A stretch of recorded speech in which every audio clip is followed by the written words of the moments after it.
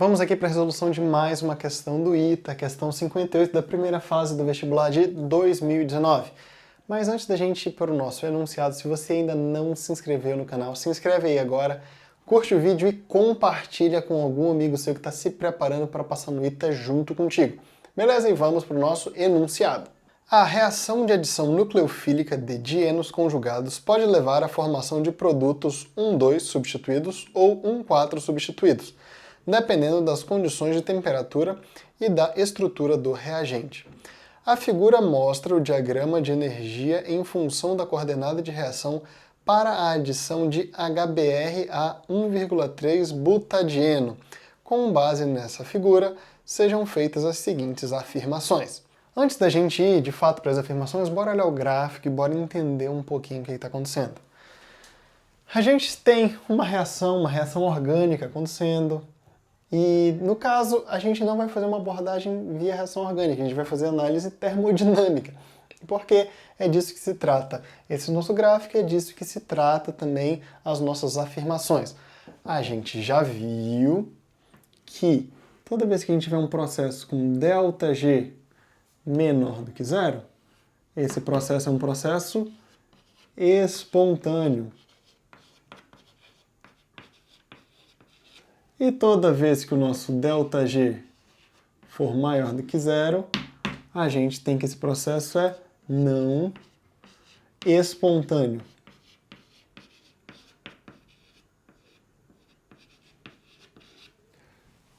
Beleza. Não quer dizer que esse processo não acontece, quer dizer apenas que alguém vai ter que fornecer energia para esse processo acontecer. E, nesse caso aqui, a gente não está acostumado a ver esse gráfico. É um gráfico de energia livre pela coordenada da reação, pelo caminho da reação. E aqui a gente pode analisar esse gráfico de maneira similar ao que a gente analisa no nosso gráfico de entalpia por caminho da reação. Então repara aqui, a gente inicialmente tem nossos reagentes, precisa aumentar a nossa energia livre até atingir o nosso complexo ativado e a partir daqui chegar em um produto. Mas essa reação aqui é uma reação que acontece em duas etapas. E a partir da formação desse meu produto, entre aspas, que como é uma reação com mais de uma etapa, que a gente vai chamar de intermediário, a gente vai ter um aumento da nossa energia livre até formar um novo complexo ativado e então chegar nos nossos produtos. Mas essa nossa reação aqui tem mais um complicador. Por quê? Porque a partir desse intermediário, a gente pode partir para dois mecanismos de reação diferentes. Um que a gente forma os produtos 1,4 e em outra que a gente forma os produtos 1,2. Beleza? Mas vamos reparar alguns nuances aqui. Repara bem que a energia livre dos produtos 1,2 é maior que a energia livre dos produtos 1,4. O que isso quer dizer para a gente? Isso quer dizer para a gente que o processo mais espontâneo, não estou dizendo o processo mais rápido, mas o processo que sim, é o processo mais espontâneo, o processo que gera produtos mais estáveis, é o processo 1,4.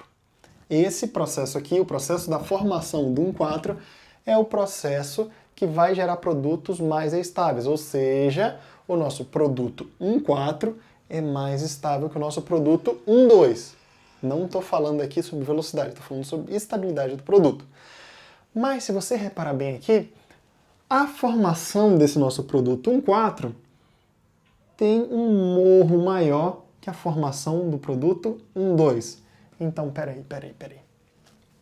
Se a gente pegar aqui e observar essa variação de energia livre de Gibbs aqui para a formação do complexo ativado que gera o produto 1,2, a gente tem que essa variação de energia livre de Gibbs aqui é menor do que a variação de energia livre de Gibbs para a formação do complexo ativado que vai gerar o nosso produto 1,4.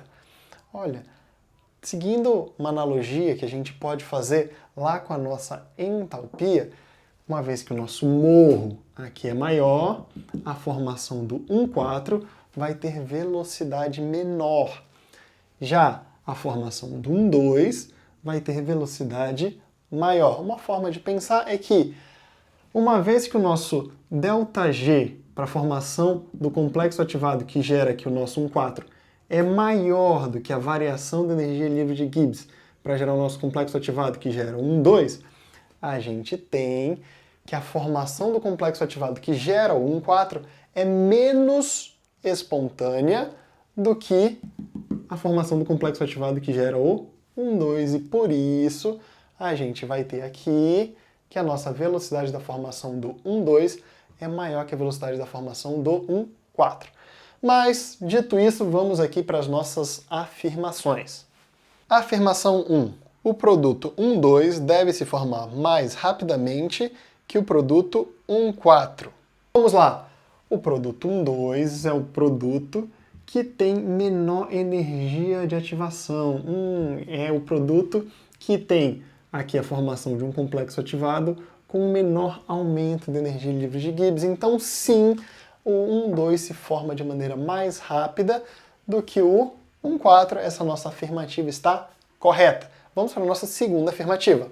O produto 1,4 é termodinamicamente mais estável que o produto 1,2. Vamos lá? Essa afirmativa está correta. O produto 1,4 tem energia livre de Gibbs menor que o produto 1,2, ou seja, exatamente por isso ele é mais estável. Eu não estou falando aqui sobre velocidade. Sobre velocidade a gente tem que olhar na energia de ativação, mas sobre estabilidade a gente olha exatamente para a energia livre dessa determinada substância. Vamos agora para a nossa próxima afirmativa. 3. Independente da temperatura da reação, há a formação de um intermediário comum a partir do qual os produtos são formados. Vamos lá, os reagentes interagem entre si, formam um complexo ativado e formam um cara aqui que de fato é um intermediário. E é um intermediário que vai gerar tanto os produtos 1,2 quanto os produtos 1,4. Então a nossa terceira afirmativa também está correta. E vamos agora para a nossa afirmativa 4. Se a temperatura for suficiente para fornecer energia aos reagentes intermediários para formar produtos, mas não for suficiente para reverter produtos em intermediários, o produto 1,2 será formado majoritariamente. Vamos lá, vamos com calma. O que a questão está falando para a gente é que se a temperatura que a gente tem no meio for suficiente para gerar reagentes em produtos, mas não for suficiente para fazer com que esses nossos produtos se transformem em intermediários, a gente vai ter uma formação majoritária do 1,2. Olha, isso está correto e eu vou te explicar por que está correto. A questão é a seguinte, repara bem.